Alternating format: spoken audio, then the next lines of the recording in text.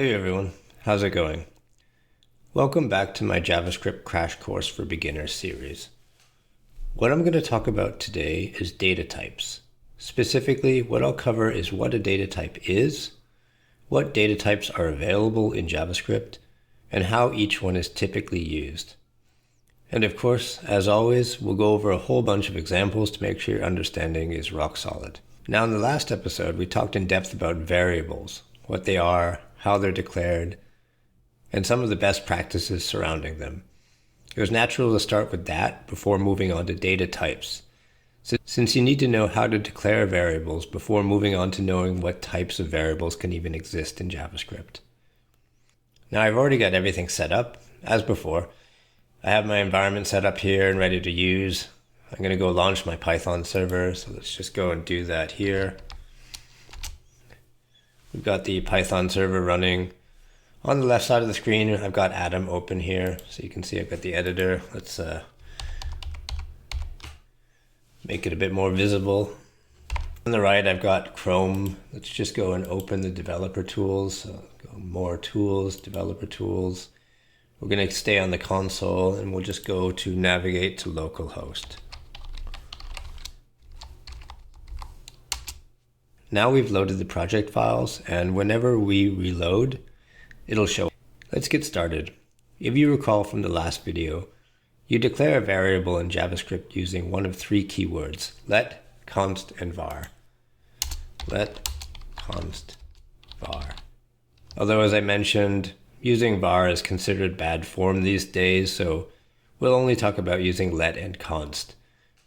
I will go into much more depth at a later date on the difference between let, const, and var, and why many experts disapprove of using var now that let and const are available. But we do have to save that for a later date and build up more experience and background first. Let's declare a variable here. Let's go with something simple. So let first.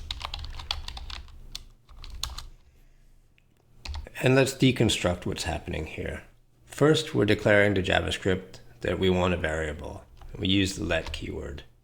Then we're telling JavaScript the name of that variable, its first variable. And finally, we're assigning a value, which is 1. Let's compare this to a second variable.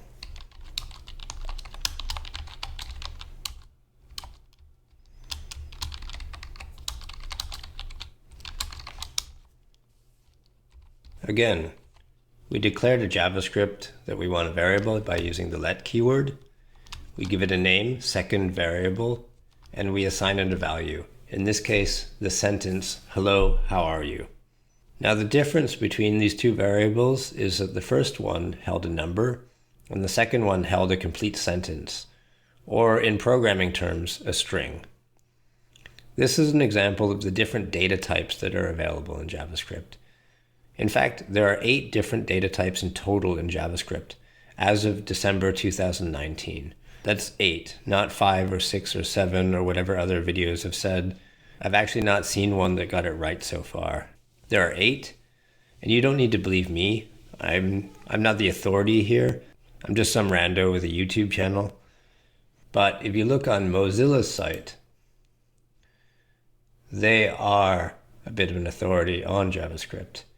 And they do say here, the latest ECMAScript standard defines 8 data types.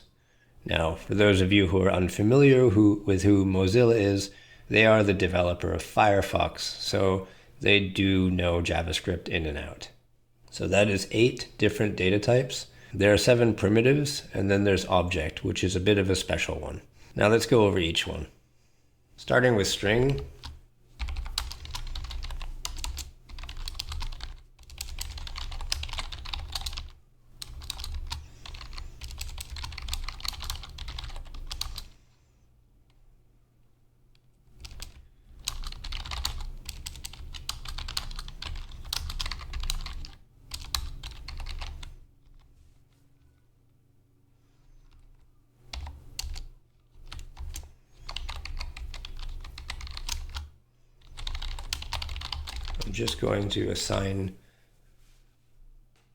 I'm just going to assign a value. This is a string. Strings are text, like in books. and we're going to print it out. So let's go back to the console here and reload the page. And this is a string of text, like in books. And we can take a look at the type of the variable by using type of.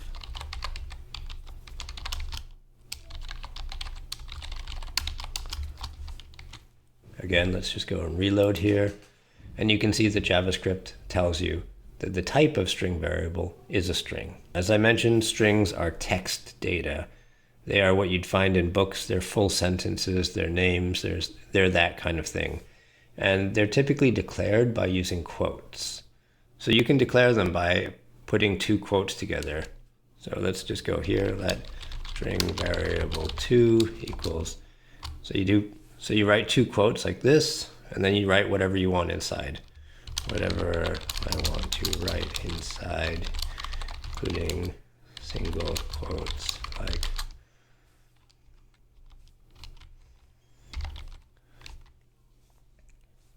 You can also declare strings using single quotes.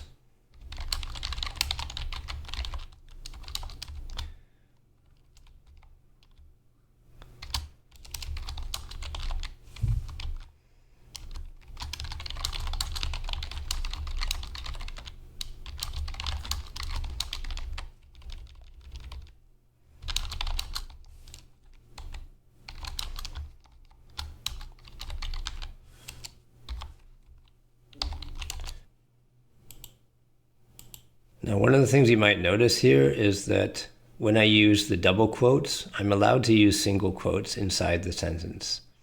And when I use single quotes, I'm allowed to use double quotes inside the sentence. Now, it doesn't matter if you use single quotes or double quotes to declare your string, but it does affect what kind of quotes you can use inside the string. Now, if for whatever reason you need to use both, so you need to use single quotes and double quotes, you have to do what's called escaping.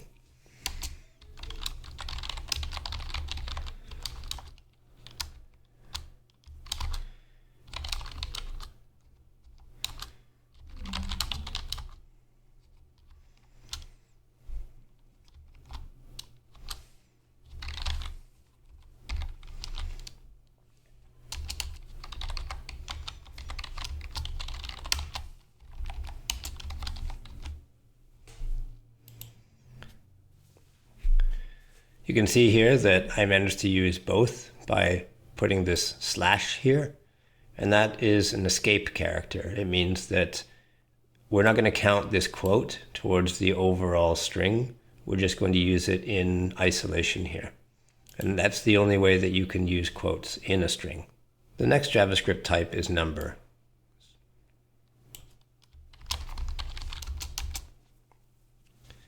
So we'll just declare a number variable, let number variable equal 5. I'm going to declare a few of them because number can represent many different types of numbers. So let number variable 2 equal 3.14159.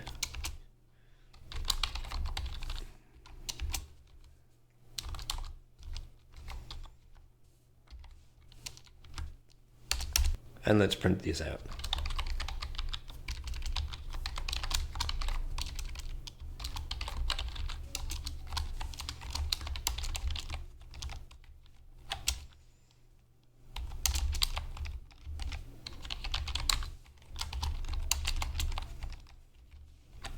Go and reload.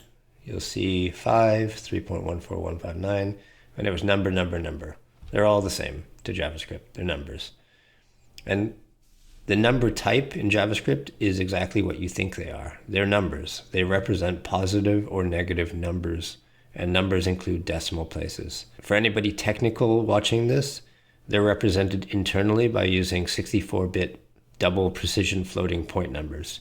If you didn't understand that, don't worry. Just ignore it for now or Google it, but it's a bit complex to explain right now. The gist of it is JavaScript numbers are what are referred to as real numbers in mathematics.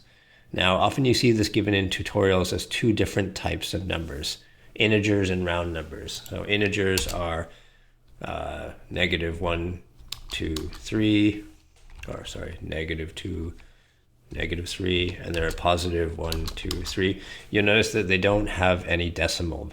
Then there's decimal numbers like 5.1, 0.00003, -1000.009, etc., etc. Internally, JavaScript only has a single representation for numbers, and it may or may not have any decimals. JavaScript doesn't care whether or not your number has decimals.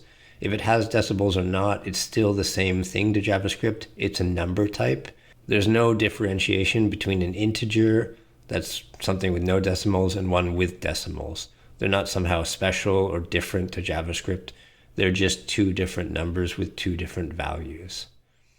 Now, in more advanced cases, there are some ways of using numbers with no decimals, i.e. integers, differently, but that's really out of scope and much more advanced.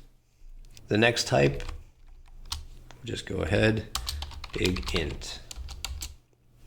So let big int variable equals 123n console.log.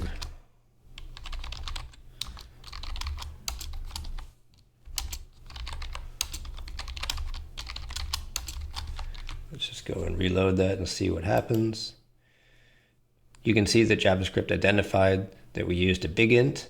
It knew because we had an integer value here and then an n at the end of it. These are related to the number type we just talked about, and the big int stands for big integer. And it's a way for you to tell JavaScript not to use the standard number representation that it has, so the one that we just talked about. Instead, what you're asking JavaScript to use is a special type that handles integer values only, and arbitrarily large integer values to boot. Integer values being, of course, positive and negative numbers with no decimal point, like 123 or -123. Now, this is a really special type, and you need some fairly exceptional circumstances to need to use it.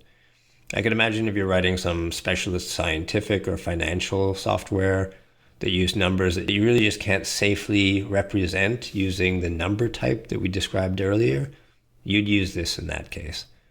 As a beginner, you're almost certainly not going to need to use this. The next type is Boolean. So let's just go Boolean. And we'll declare some Boolean variables.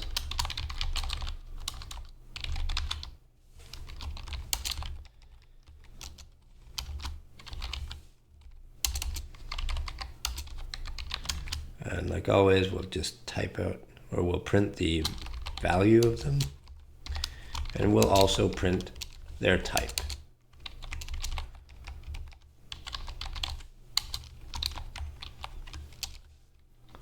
Let's just go here. So false, true, Boolean, Boolean, what we expect. Now the Boolean you might be familiar with if you've ever taken Boolean logic in algebra. If not, don't worry. The takeaway here is that Boolean variables in JavaScript are either true or false. This is often used when you're writing conditional code, i.e. if statements. Since we haven't covered if statements yet, I'm not going to write a bunch of code involving them just to show you, since you might not understand it. Instead, what I'm going to do is I'm just going to describe at a high level how you might use Boolean variables. Generally, what they are is variables that can change the way the code executes depending on whether or not your variable is set to true or false. So imagine writing a program that needs to display either a login screen or a welcome screen, like one or the other. And it depends entirely on whether or not the user is logged in. Now, if you have a variable called isLoggedIn, so let's say you have a variable isLoggedIn. So you have a variable isLoggedIn, and if isLoggedIn is true, then display the welcome screen.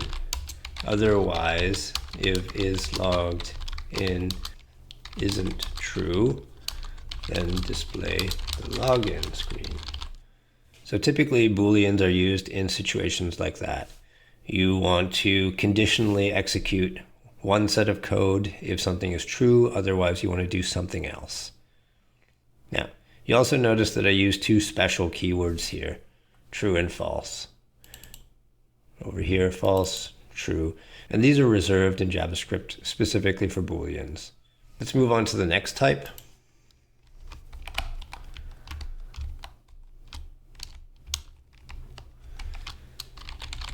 So the undefined type, that variable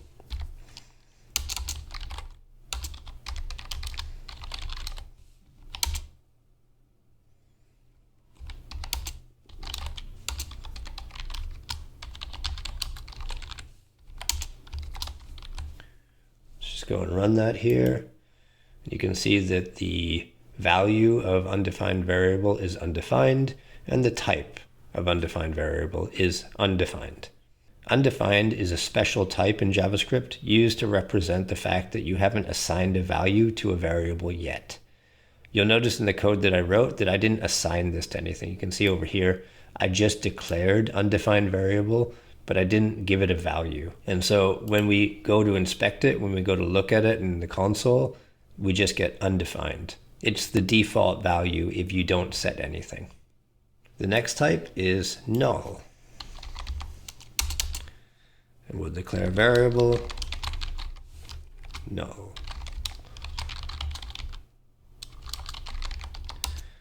And print it out.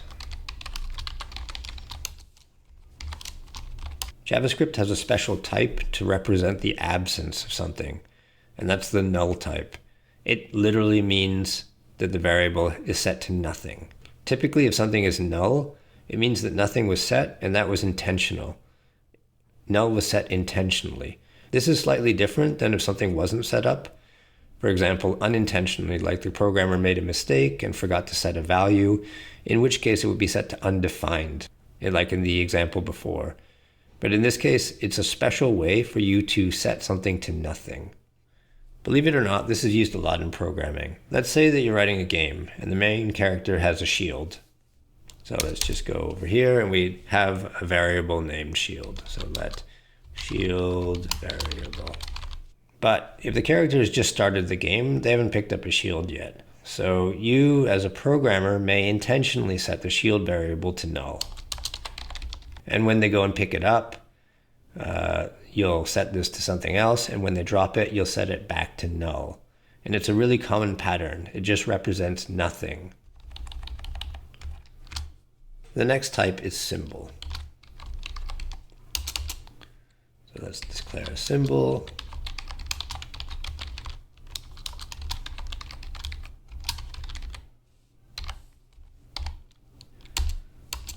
And let's print it out.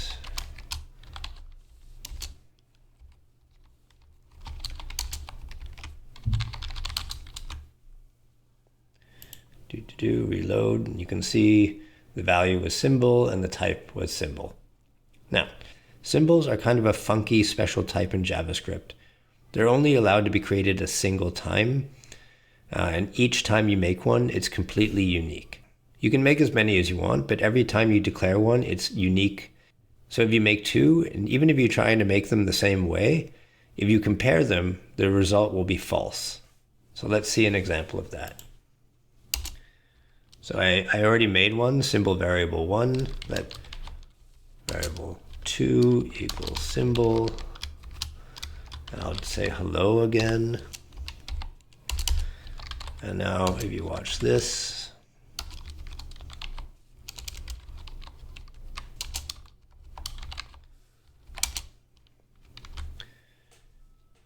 oops, reload, and false. Symbol variable 1 was not equal to symbol variable 2. Because, as I said, every time you create one, they're unique. And that's the main property of symbols. They can't ever be recreated. Now, there's some really super cool advanced use cases for them, but the takeaway here for anybody new is that they exist. They're a primitive data type in JavaScript. They're a thing.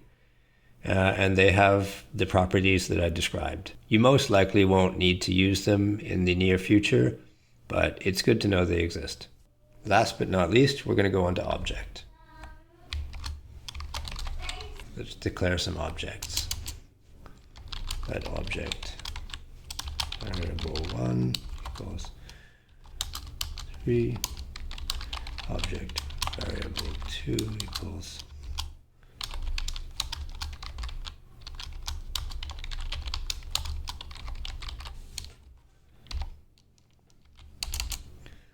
and we'll write them out.